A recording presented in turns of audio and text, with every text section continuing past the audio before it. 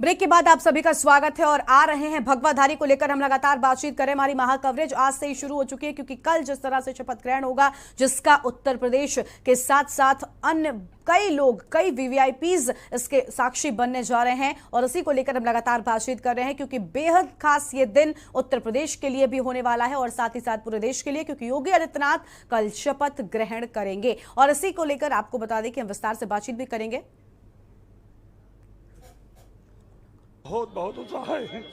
102% बहुत उत्साह है। अरे आप तो बिल्कुल भावुक हो रहे हैं। कब से हैं आप बीजेपी के कार्यकर्ता? बीजेपी क्या, मैं जनसंघ से सन 1961 से लगा हुआ हूँ। जी। जब मैं कक्षा 5 में पढ़ रहा था उसमें 17 झंडा हम उसको कार्यालय से मिला था। कम से जहाँ मैं घर था हमारा, वहाँ से कम 3 किलोमीटर दूर कार्यालय था, लेकिन हम बचपन में कक्षा 5 में पढ़ते हुए 17 झंडा मुझे कार्यालय ने दिया था भाजपा जनसंघ का। मैं बहुत खुश था उसी समय की, क्या बताए कितनी खुशी थी। भाजपा की एक कार्यकर्ता हूँ, जमीनी स्तर पर कार्यक्रम बेहद उत्साहित हैं हम और समस्त देशवासियों का सबसे पहले तो मैं धन्यवाद करूंगी और योगी आदित्यनाथ जी को शुभकामनाएं दूंगी जो उन्होंने इतनी बहुमत के साथ वो जीते हैं।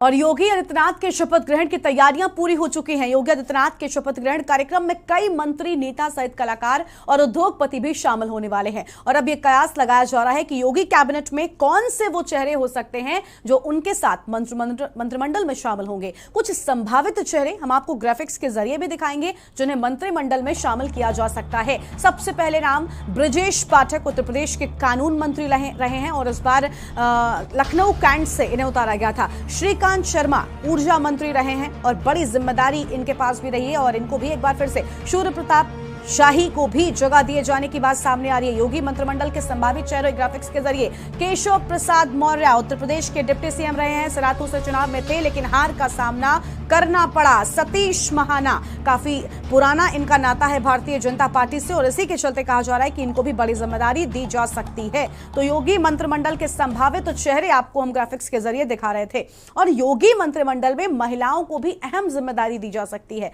महिला ब्रिगेड के नाम भी आगे चल रहे हैं। वो कौन सी महिलाएं हैं जो मंत्रिमंडल में शामिल हो सकती हैं, क्योंकि इस बार कुछ नई महिला चेहरों को भी शामिल किया गया है। सबसे पहले बेबी रानी मौर्य का नाम लगातार आगे चल रहा है। कई पदों को लेकर इनका नाम दौड़ में आगे है, बताया जा रहा है बड़ी जिम्मेदारी हो सकती है। अंजुला माहौर को भी योगी मंत्रिमंडल में जगह दी जा सकती है, इनका नाम भी इस दौड़ में आगे चलता हुआ नजर आ रहा है। गुलाब देवी का नाम भी महिला ब्रिगेड में आगे है, तो योगी मंत्रिमंडल में इस बार महिलाओं को भी खास जगह। आदित्य सिंह कांग्रेस की पोस्टर गर्ल रही लेकिन अब भारतीय जनता पार्टी का दामन थामने के बाद मंत्रिमंडल में की दौड़ में आगे बढ़ती हुई नजर आ रही है। प्रतिभा शुक्ला का नाम भी इस लिस्ट में आगे चल रहा है। ग्राफिक्स के जरिए अहम जानकारी। अनुपमा जायसवाल भारतीय जनता पार्टी की बड़ी नेता और विश्वास इन पर भारतीय जनता पार्टी जताती आई है। बेबी रानी मौर्य का नाम कई अहम पदों को लेकर आगे चलता हुआ नजर आ रहा है। तो योगी मंत्रिमंडल में महिला ब्रिगेड को भी जगह दिए जाने की बात इस बार सामने आ रही है। और आ रहे हैं भगवाधारी, करो तैयारी। जी हां, बिल्कुल तैयारियां हो चुकी हैं क्योंकि अब कल शपथ ग्रहण समारोह होगा और पूरा देश इस शपथ का साक्षी बनने वाला है और इसी को लेकर आज हम विस्तार से बातचीत करेंगे। हमारे साथ अलग अलग जगहों से कई लोग जुड़ चुके हैं और कल भी पूरी महाकवरेज जारी रहेगी। ये सभी लोग अलग अलग जगहों पर रहेंगे, हर एक अपडेट आप तक सबसे पहले पहुंचाएंगे। परिचय कराते हमारे साथ में भरत, हमारे संवाददाता जुड़ चुके हैं, भरत सेठी, और साथ ही साथ प्रणवीर पांडे हमारे साथ में हैं और दिनेश त्रिपाठी जी हमारे साथ में हैं, यूपी ब्यूरो चीफ हैं, और मनीष पांडे जी हमारे साथ में स्टूडियो से जुड़े हुए हैं। अरुण चतुर्वेदी जी एयरपोर्ट से हमारे साथ में और शिव प्रताप हमारे प्रमुख संवाददाता हैं भारतीय जनता पार्टी के ऑफिस से हमारे साथ में लाइव जुड़ेंगे सभी और सबसे बातचीत करेंगे। सबसे पहले शुरुआत करते हैं मनीष पांडे जी के साथ में। मनीष जी हमारे साथ में स्टूडियो। मनीष जी, कल का दिन कितना खास होने वाला है क्योंकि आज से ही महा कवरेज के न्यूज पर भी लगातार जारी है। क्या लगता है कितना और इंतजार जब भगवाधारी पूर्ण रूप से शपथ ले लेंगे? देखिए, तारीख मुकर्रर है, समय निर्धारित कर दिया गया है, स्थान भी चुन लिया गया है और अब जो चल रहा है वो तैयारियां हैं। तैयारियां दिख रही हैं। हालांकि 1-2 दिन के बीच में एकाना स्टेडियम के अंदर जाना भी प्रतिबंधित था, लेकिन अब अगर आप लखनऊ में प्रवेश करते हैं तो आपको साफ तौर से योगी सरकार के जो कार्यकाल है, जो कार्यकाल 2 है, उसकी झलक आपको देखने को मिलेगी। बड़ा ही दिव्य और भव्य बनाया गया है पूरे माहौल को। एयरपोर्ट से लेके आपको इकाना स्टेडियम तक भारतीय जनता पार्टी के झंडे दिखेंगे, सड़कों पे फूल दिखेंगे। बड़े जैसा कि कोशिश की जा रही थी कि चूंकि एक महंत हैं, एक संत हैं योगी आदित्यनाथ, उनका शपथ ग्रहण समारोह है।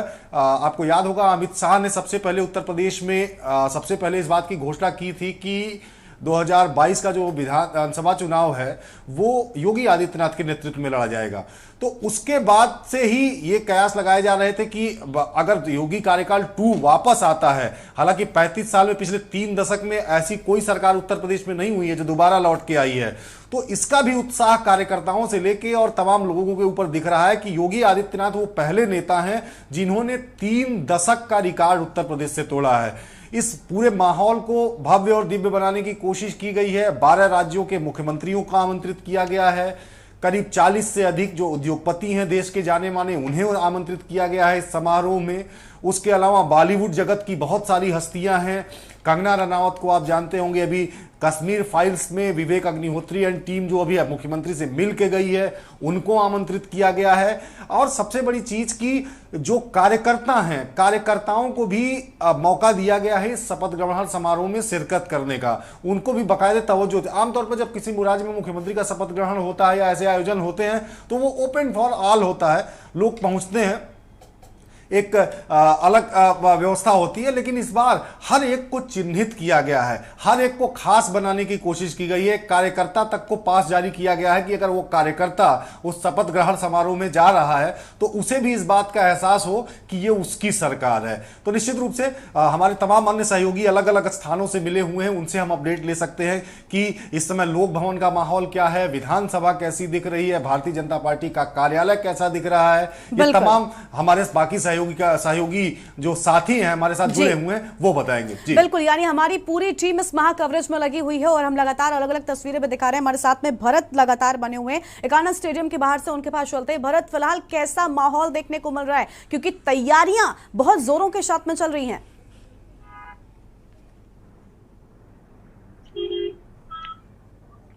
भरत, आप तक आवाज पहुंच रही है हमारी? जी भरत, कैसा माहौल है फिलहाल इकाना स्टेडियम के बाहर? देखिए, बिल्कुल इकाना स्टेडियम को पूरी बेहतरीन तरीके से सजावट की गई है, सजाया गया। इसमें इकाना के बाहर इसमें मौजूद है, आपको दिखाया जाएगा यहाँ तक किस तरीके से एक बेहतरीन गेट तैयार किया गया है। हर जगह लखनऊ एयरपोर्ट से लेकर इकाना स्टेडियम तक, मतलब हर पूरे लखनऊ में जो सजावट है कह सकते हैं बहुत ही सुंदर है, क्योंकि इस पर लगातार प्रयास किया जा रहा है कि मुख्यमंत्री योगी आदित्यनाथ का जो शपथ ग्रहण है उसको एक ऐतिहासिक बनाया जाए, जिस तरह से कमर कस रखी थी प्रशासन ने, बीजेपी के लोगों ने। वही हो रहा है, क्योंकि लगभग 75,000 लोग इकाना स्टेडियम में पहुंचेंगे, जिससे वीवीआईपी, फिल्म स्टार, बड़े बड़े बिजनेसमैन होंगे। उनके सामने जो योगी आदित्यनाथ जो है वो मुख्यमंत्री पद की शपथ लेंगे।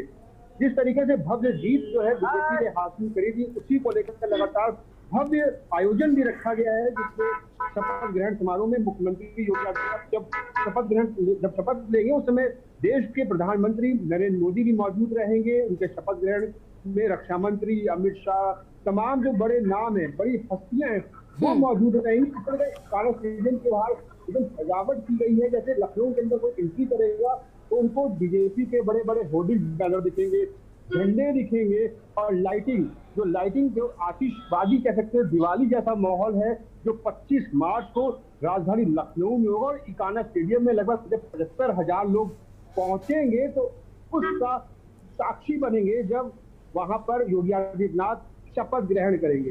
जी बिल्कुल बिल्कुल भरत, हम तस्वीरें भी लगातार अपने दर्शकों को दिखा रहे हैं, जहां पर हम देख सकते हैं कि कितने भव्य तरह से इस पूरे स्टेडियम, न सिर्फ परिसर को बल्कि इस परिसर के बाहर भी जो नजारा है वो भगवा में नजर आ रहा है, क्योंकि आ रहे हैं भगवाधारी। और ये तस्वीरें हम लगातार अपने दर्शकों को दिखा रहे हैं। आप देख सकते हैं तस्वीरों में चारों तरफ पूरा लखनऊ बैनर पोस्टर से पटा हुआ नजर आ रहा है, क्योंकि भव्य स्वागत यहां पर मेहमानों का भी किया जाएगा। और साथ ही साथ आप देख सकते हैं यहां पर बैनर पोस्टर्स में वीआईपी के स्वागत की बातें यहां पर लिखी हुई नजर आ रही हैं। अमित शाह हो, नरेंद्र मोदी हो, इन सब की तस्वीरें यहां पर लगी हुई दिखाई दे रही हैं, यानी लखनऊ भगवा में नजर आ रहा है। और इसी बीच एक अहम जानकारी सूत्रों के हवाले से सामने आ रही है, रुक लेते हैं इस वक्त की बड़ी खबर का। लखनऊ से सूत्रों के हवाले से इस वक्त की बड़ी खबर आपको बताते हैं। लखनऊ से यह बड़ी जानकारी सामने आ रही है।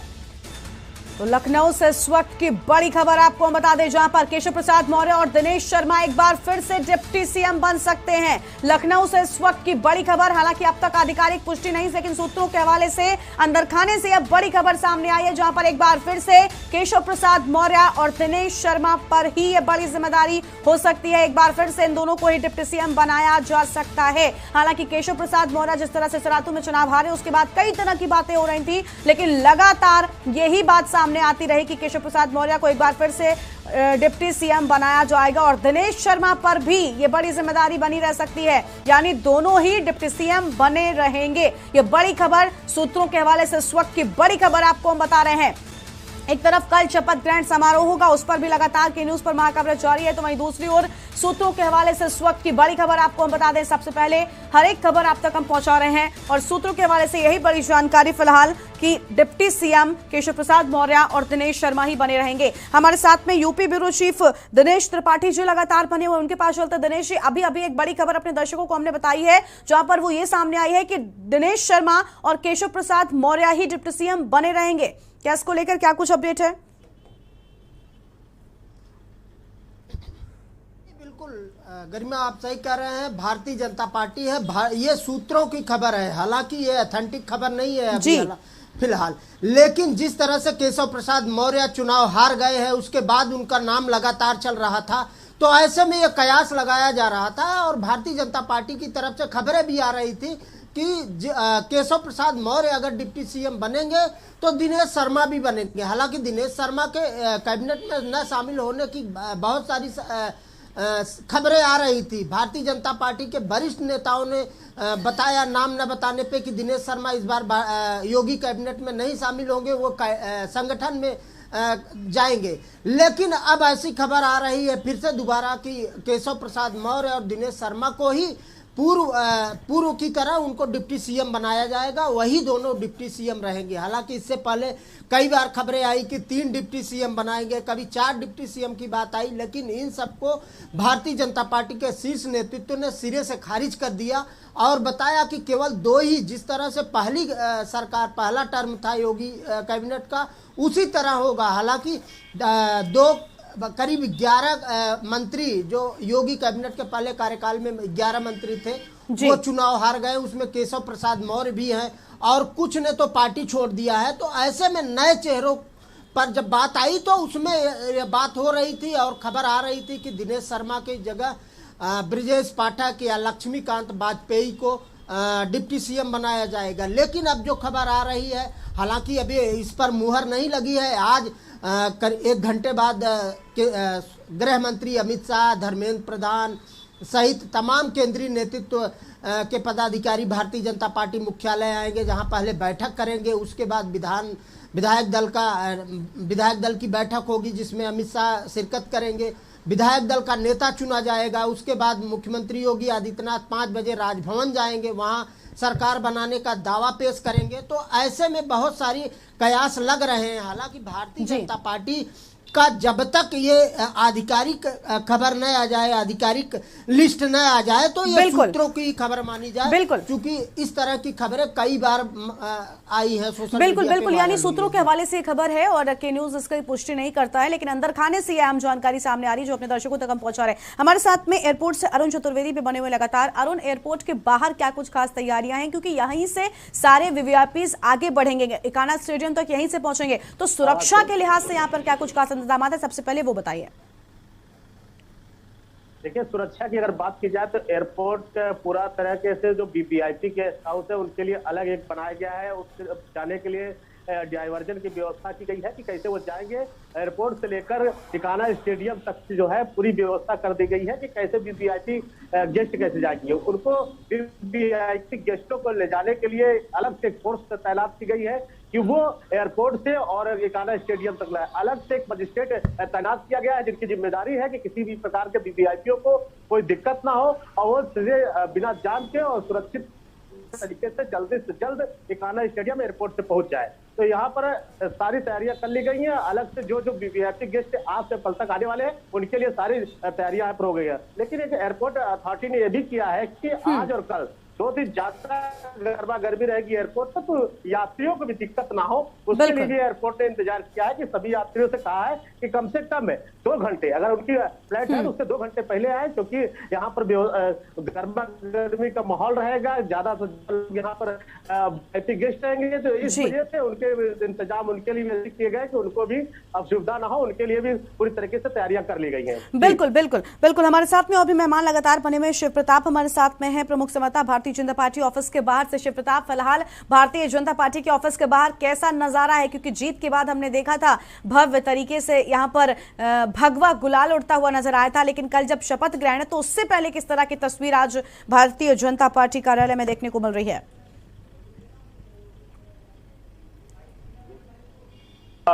जितने भी विधायक हैं उन सभी को प्रमुख सचिव विधानसभा ने पहले ही आमंत्रण दे दिया कि वो लखनऊ पहुंचे और अपना आमंत्रण पत्र जो कि हार्ड कॉपी है वो विधानसभा के पटल से उठाए। यानी कि पूरे उत्तर प्रदेश के विधायक इस समय इस स्थान पर मौजूद है। विधानसभा मात्र कुछ ही मीटर की दूरी पर है और दूसरी तरफ भारतीय जनता पार्टी का प्रदेश मुख्यालय यहाँ पर है, तो लिहाजा जितने भी वरिष्ठ नेता है, वरिष्ठ पदाधिकारी है और पूरे उत्तर प्रदेश के जितने भी भारतीय जनता पार्टी के विधायक हैं वो इस समय भाजपा मुख्यालय पर मौजूद है। और थोड़ी ही देर बाद यहाँ पर बैठक भी होगी जिसमें नेता सदन को चुना जाना है। लोक भवन में इस बैठक को आयोजित किया गया है और आप समझ सकते हैं किस तरीके से यहाँ पर गहमा गहमी है। पूरी उत्तर प्रदेश की जो सियासत है वो केंद्रित है इस समय भारतीय जनता मुख्यालय पर, भारतीय जनता पार्टी के मुख्यालय और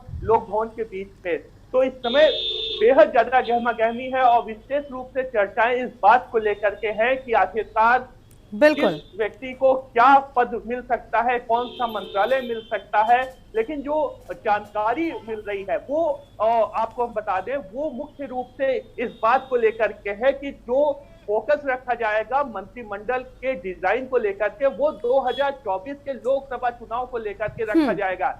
उन चेहरों को ज्यादा तरजीह दी जाएगी कि जो अपने क्षेत्र के चुनावी पंडित होंगे, जो अपने क्षेत्र के उन वोटर्स को बांध कर रख पाएंगे, जो अपने क्षेत्र को बेहतर तरीके से उन्नतशील विकासशील का तमगा दिला पाएंगे।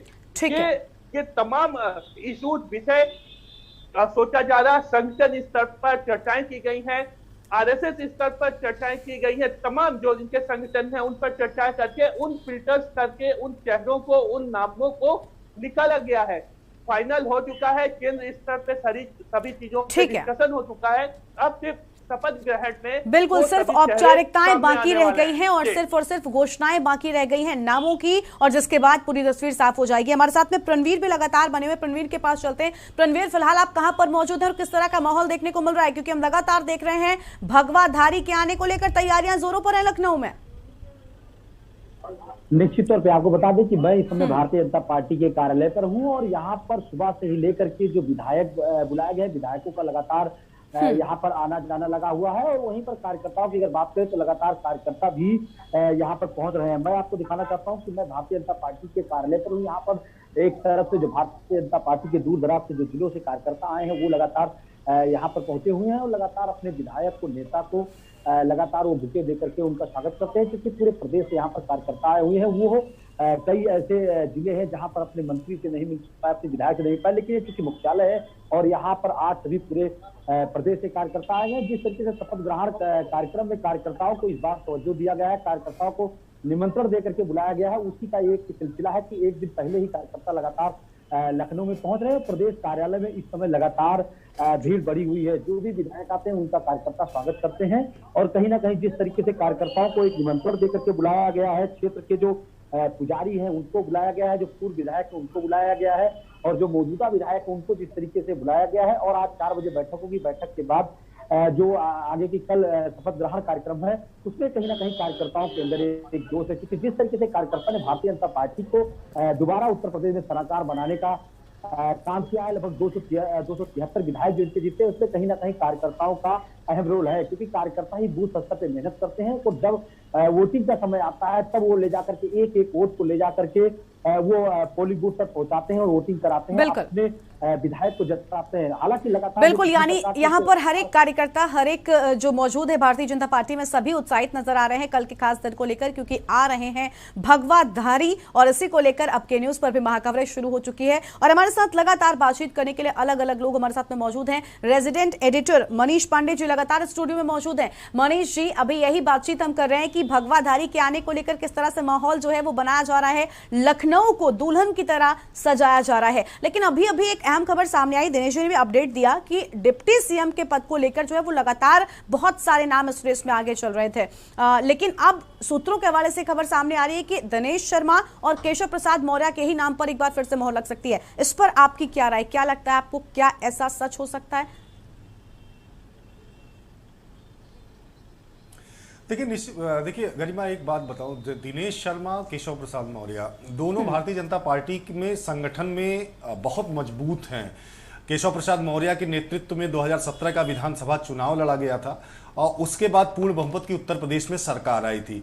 दिनेश शर्मा भारतीय जनता पार्टी के ऐसे कार्यकर्ता, ऐसे नेता हैं जिनकी जो 1997 से लेके अब तक भारतीय जनता पार्टी के किसी न किसी महत्वपूर्ण पद पे रहे हैं। गुजरात के प्रभारी भी रहे हैं और बहुत सारा उनका जो अहमदाबाद कनेक्शन है वो भी लोग जानते हैं। हालांकि सभी लोग संतुष्ट नहीं रहते, लेकिन ये माना जाता है कि संगठन में और केंद्रीय स्तर पर उनकी बड़ी मजबूत पैठ है।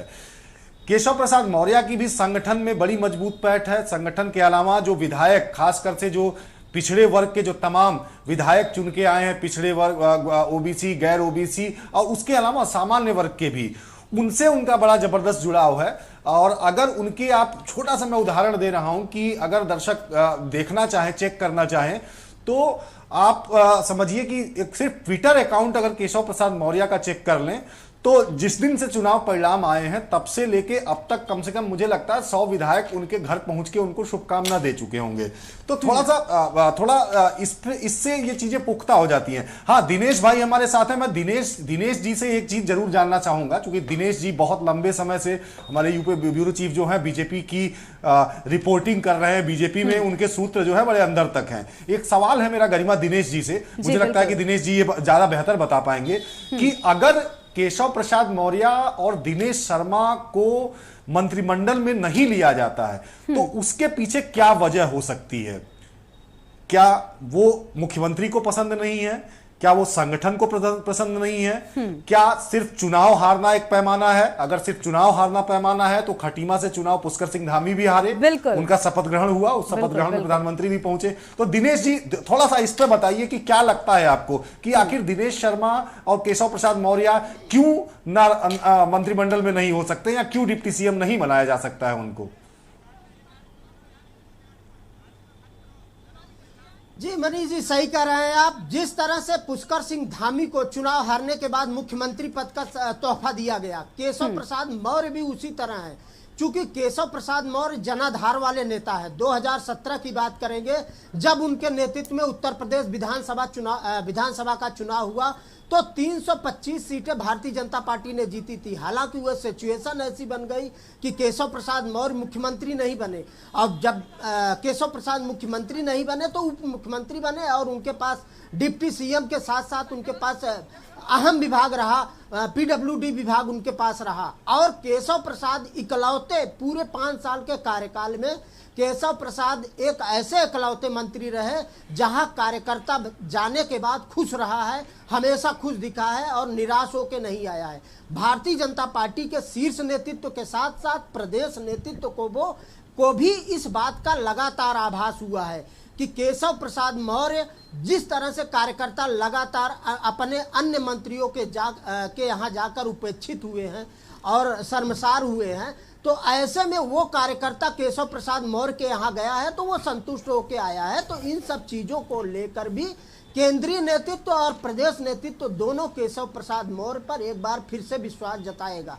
कुछ लोग ये कह रहे थे कि दिनेश शर्मा उप मुख्यमंत्री नहीं बनेंगे या बनेंगे, तो दिनेश शर्मा गुजरात से उनकी संघ की अच्छी पैठ है। लेकिन जहां तक मेरा सूत्र कह रहा है कि दिनेश शर्मा इस बार उप मुख्यमंत्री नहीं बनेंगे, चूंकि दिनेश शर्मा को इस बार संगठन में, चूंकि गुजरात चुनाव है, गुजरात के वो प्रभारी भी रह चुके हैं, केंद्रीय नेतृत्व ने यह इंटरनल सूचना है सूत्रों की ये कि दिनेश शर्मा को गुजरात एक बार फिर से ले जाया जाएगा। वहाँ चुनाव है, नवंबर में वहाँ विधानसभा का चुनाव हो, तो ऐसे में दिनेश शर्मा को उप मुख्यमंत्री नहीं बनाया जाएगा, गुजरात ले जाएगा। अब जहां कंपटीशन की बात करेंगे, तुलनात्मक बात करेंगे कि दिनेश शर्मा को केशव प्रसाद मौर्य को बनाया जा रहा है, तो दिनेश शर्मा को भी बनाया जाएगा। नहीं, भारतीय जनता पार्टी है और नई भारतीय जनता पार्टी है।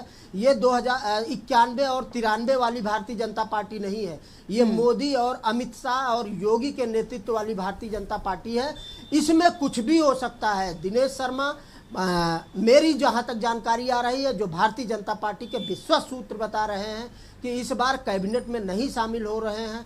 हालांकि ये पूरी तरह से मैं भी संतुष्ट नहीं हूं इस खबर की, नहीं बन सकते हैं। अगर पुराने ढर्रे पर पिछले 5 साल वाले योजना पे चलेंगे तो दिनेश शर्मा और केशव प्रसाद मौर्य दोनों उप मुख्यमंत्री बनेंगे। AK शर्मा की बात चल रही थी तो अगर केशव प्रसाद मौर्य बनाए जाएंगे तो दिनेश शर्मा नहीं बनाए जाएंगे, तो AK शर्मा जो पूर्व IAS रहे हैं, मोदी जी के बहुत पसंदीदा रहे हैं, तो उनको दिनेश शर्मा की जगह शामिल की जा सकती है। बिल्कुल मनीष जी, देखिए अभी आपने कहा भी था कि दिनेश जी के जो सूत्र हैं वो अंदर खाने तक है और एक अहम जानकारी लेकर सामने आते हैं, और कुछ ऐसा ही हुआ। एक बड़ी खबर उनकी ओर से ये बात बताई गई है, बड़ी जानकारी बताई गई। आप सबके पास वापस लौटेंगे, आप सब हमारे साथ बने रहेगा और लगातार के न्यूज पर ये महाकवरेज जारी रहेगी, क्योंकि आ रहे हैं भगवाधारी। एक छोटे से ब्रेक के लिए रुकते हैं, जल्द लौटेंगे।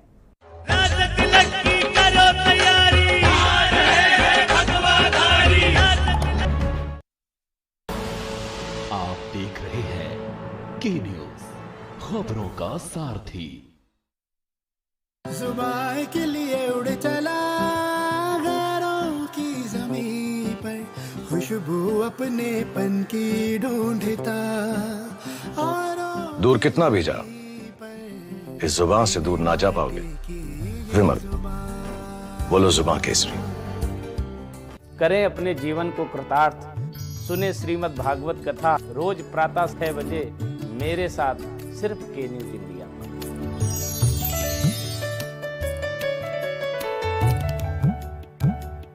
खुदी को आजमाया है तो ये अंदाज आया है, खुदी को आजमाया है तो ये अंदाज आया है। तुम में भी मैं हूं, शुद्ध प्लस पान मसाला। आप देख रहे हैं के न्यूज, खबरों का सारथी।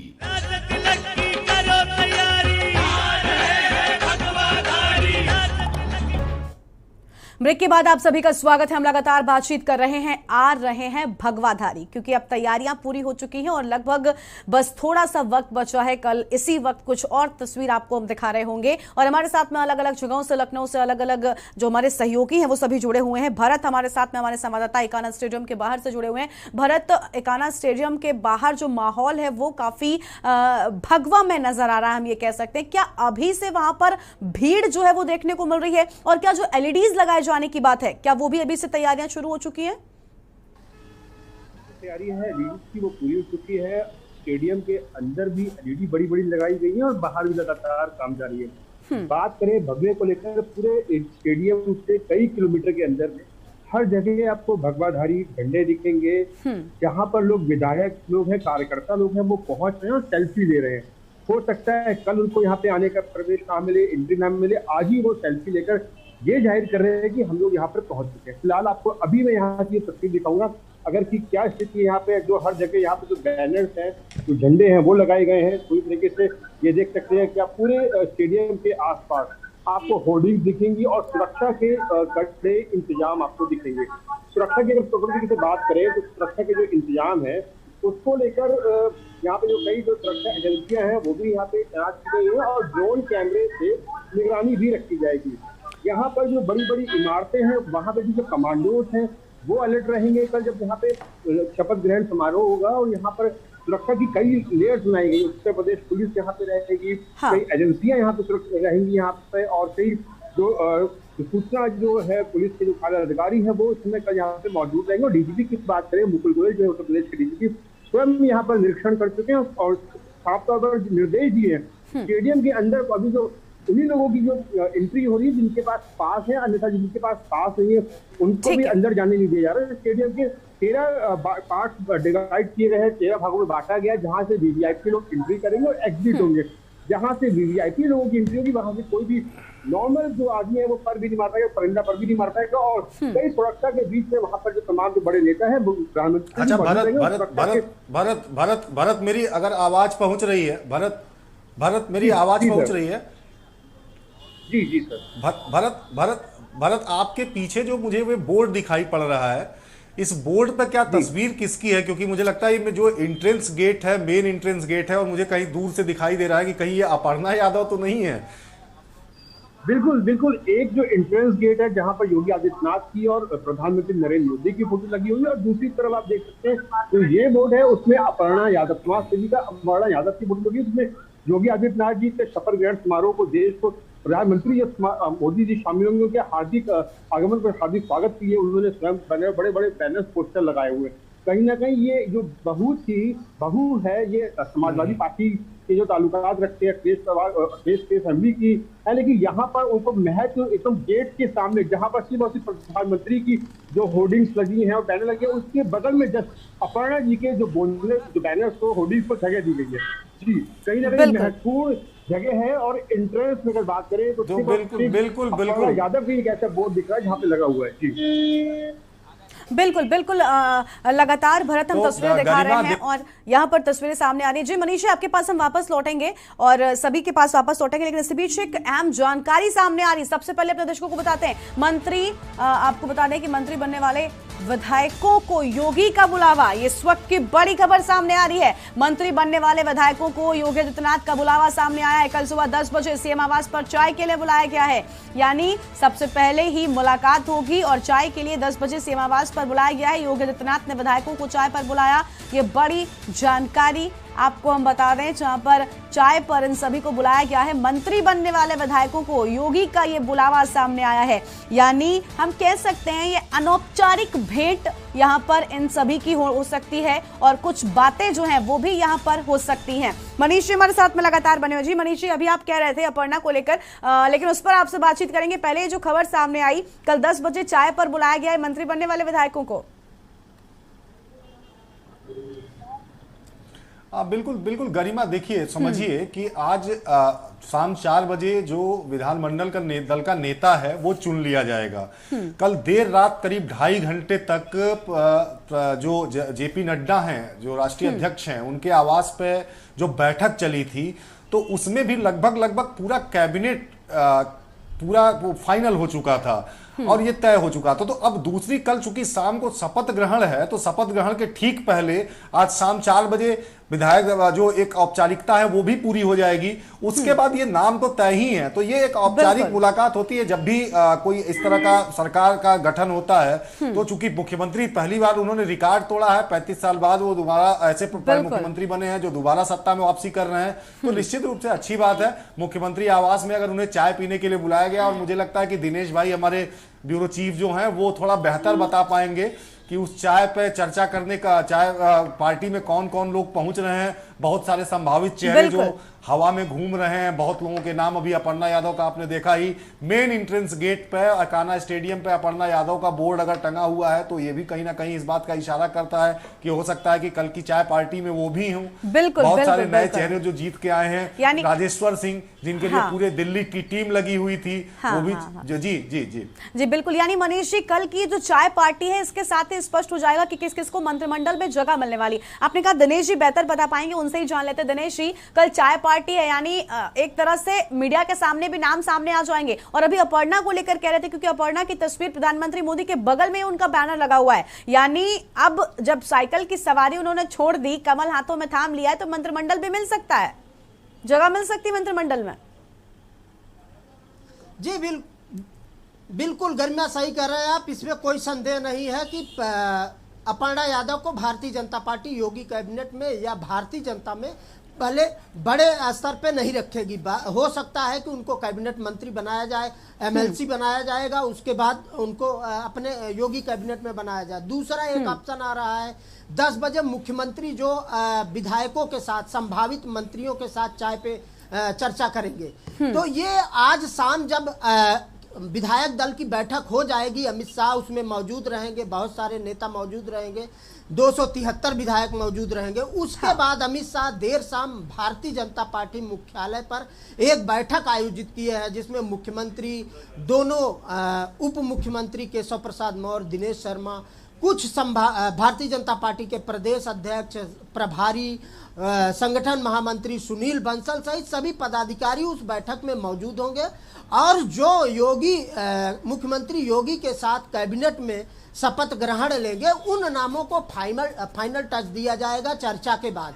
उसके बाद वही वो नाम होंगे जो कल सुबह मुख्यमंत्री योगी आदित्यनाथ के 5 कालिदास मार्ग पर पहले चाय पिएंगे, उसके बाद शाम को 4 बजे मुख्यमंत्री योगी आदित्यनाथ के साथ शपथ ग्रहण करेंगे। जो कुछ नाम चर्चा में आ रहे हैं, नए चेहरे हैं, जैसे राजेश्वर सिंह हैं, असीम अरुण हैं, ये कंफर्म नाम है। उसमें कितना भी सूत्र लगाया जाए या इधर उधर से खबरें की जाए तो उन नामों पर लगभग दयाशंकर सिंह का नाम चर्चा में है कि नहीं दिनेश भाई?